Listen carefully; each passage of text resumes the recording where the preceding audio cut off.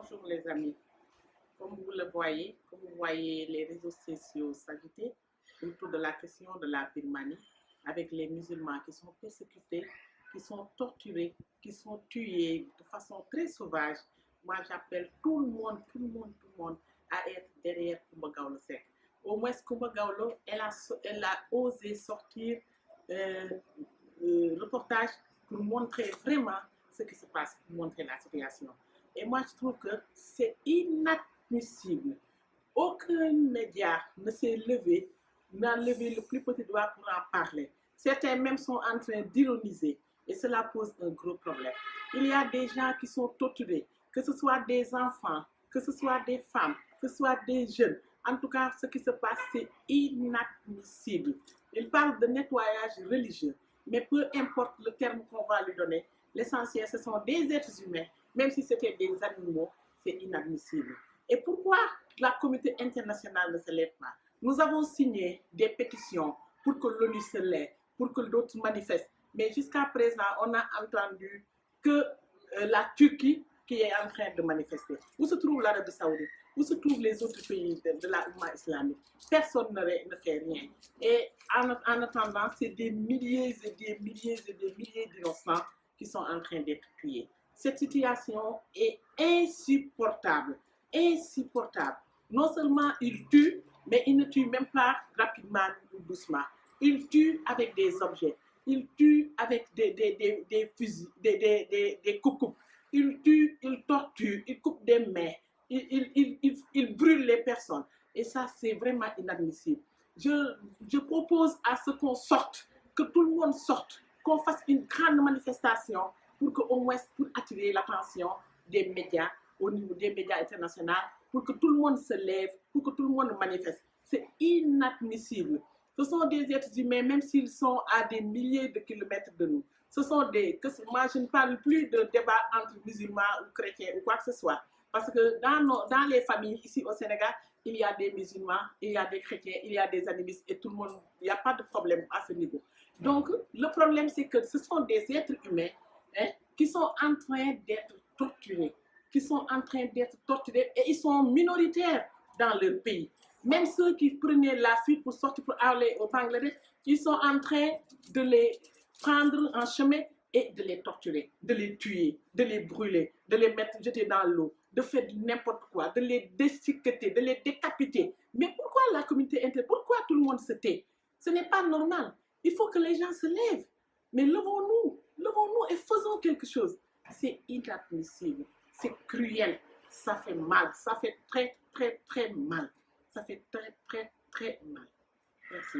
Donc, suivons Coumba Gawlo.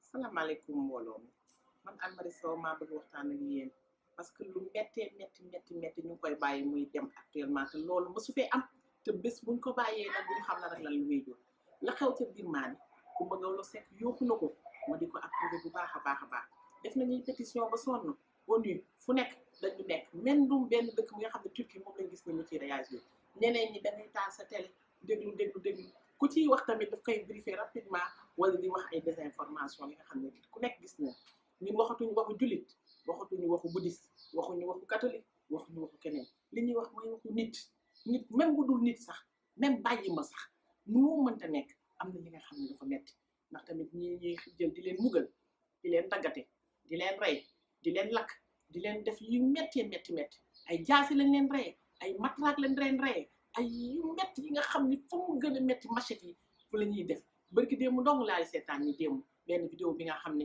ku ne ñun la tàllal sa loxo nga tàllal sa loxo mu daa waa ji jaar ci kawam ak mobilette loolu ak mutaaram loolu dara gënu ko métti armée bi taxaw fi di def lu ko neex ba seetaan naa beneen vidéo bi nga xam ne yaay ji ci boppam dañ koo dóor ba boobu ba toj ba mu war na teg suuf doom ja mu bootoon jël ween bi di naan te fekk ne yaay ji dee na ba pare am na li nga xam ni nit si boppam daf ko war a nangu moo tax ba nga xamee ni kenn xamul waa umma islamique fan lañu nekk benn Turquie daal la ñu gis mu ci yëngatu nii di réagir médias yi itamit ku ciy wax tamit ñu ciy wax li du yoon vraiment ñun ñëpp dañu war a jóg Coumba Gawlo bi mu réagir man dama ci kontaan damaa bëgg ñëpp ku nekk réagir itamit génne benn vidéo ñu daal di ko defaat ci réseaux sociaux yi dégg nga daal di wane quand même ne lii du dëgg du yoon ndax ay nit ñu di leen mugal di leen def ci safara di leen sotti ci ay nii di leen def yu kenn xamul ci ndax seen diine ne dañuy def nettoyage religieux bu dooree foofu buñ ko entamé feneen ak feneen dëkk bi du tas lii du indi beneen guerre kon nag défenseur des droits humains yëpp war nañu jóg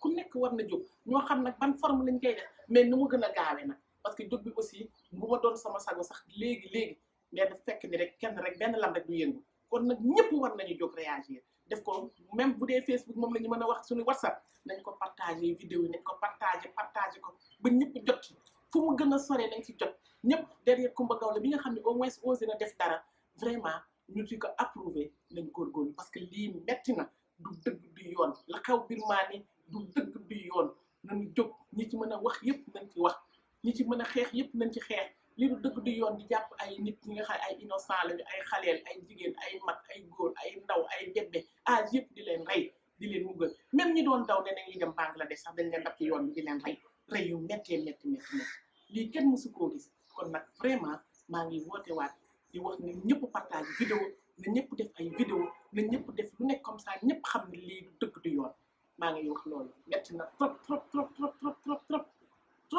ak lu mënta am lii moom wax dëgg yàlla mësuma gis bii atrocité mësuma gis bii façon nit naka la nit mën a janoo doomu aadama di ko def lii metti na trop dégg nga metti na trop kon nag na ñëpp jóg ensemble kon ma bokk